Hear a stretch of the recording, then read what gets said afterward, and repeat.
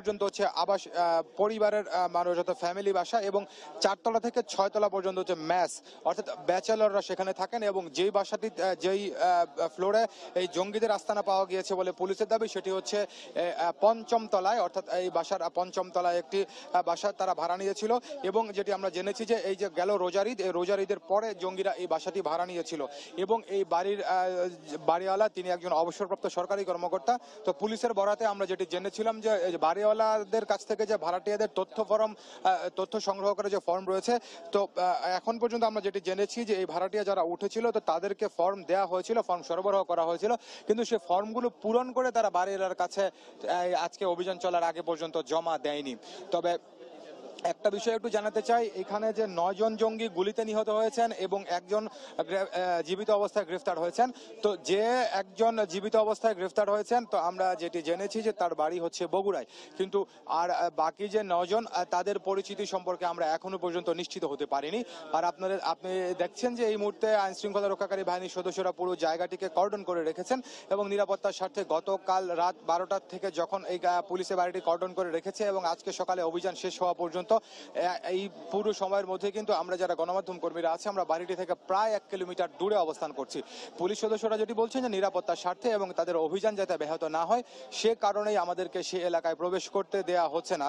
তবে পুলিশের পক্ষ থেকে এখন পর্যন্ত আমাদের সঙ্গে 2 দফায় কথা বলেছেন ঢাকা মেট্রোপলিটন পুলিশের অতিরিক্ত কমিশনার শেখ মোহাম্মদ মারুফ হাসান।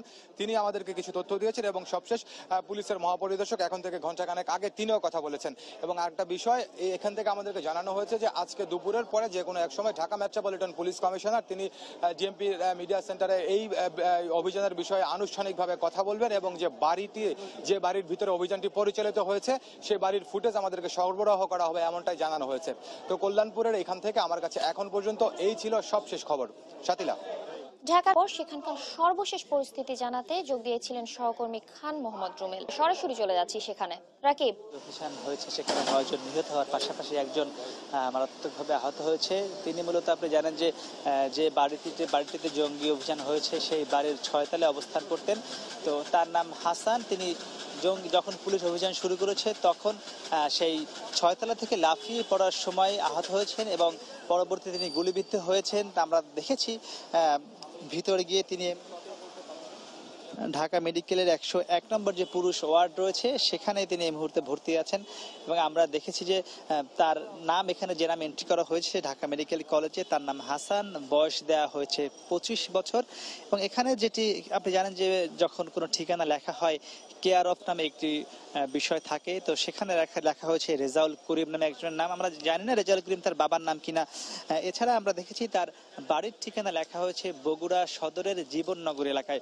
এবং আপনি জানেন যে গতকাল যখন পুলিশ জঙ্গিদের এই আস্তানার খবর পেয়েছে তারপরেই তারা অভিযান শুরু করে এবং এর কিছুক্ষণ পরেই মূলত সেখানে এই 6 তলা থেকে লাফিয়ে পড়ে হাসান নামে একজন ব্যক্তি তিনি আহত হন এবং তাকে তারপরে অর্থাৎ আমরা যতটুকু জেনেছি ঢাকা মেডিকেল কলেজ সূত্রে যে রাত 1:45 ঢাকা মেডিকেল কলেজ হাসপাতালে নিয়ে এসে তাকে একটি প্রাথমিক অপারেশন করা হয়েছে।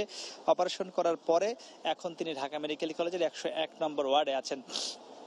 আমরা এখানে কথা বলেছি ঢাকা মেডিকেল কলেজের যে উপপরিচালক, তার সাথে আমরা কথা বলেছি। তিনি আমাদের জানিয়েছেন যে আজ এই যে হাসান নামে যিনি এখানে ভর্তি আছেন তার অবস্থায় এখন পর্যন্ত মোটামুটি একই রকম আছে, অবনতি বা উন্নতি কিছুই হয়নি। পরবর্তীতে তার অবস্থার উন্নতির জন্য বড় ধরনের কোনো অপারেশন করা হতে পারে। আমি আপনাকে আরেকটি তথ্য জানিয়ে রাখি যে ঢাকা মেডিকেল কলেজে কিন্তু কখনো আমরা খুব বেশি নিরাপত্তা দেখি না, কিন্তু আজ আমরা সকাল থেকে দেখছি ঢাকা মেডিকেল কলেজের এই যে আমার পিছন দেখতে পাচ্ছেন যে প্রচুর সংখ্যক পুলিশ অবস্থান নিয়েছে ঢাকা মেডিকেলের গেটে এবং তারা কিন্তু একদম সুসজ্জিত অবস্থায় রয়েছে।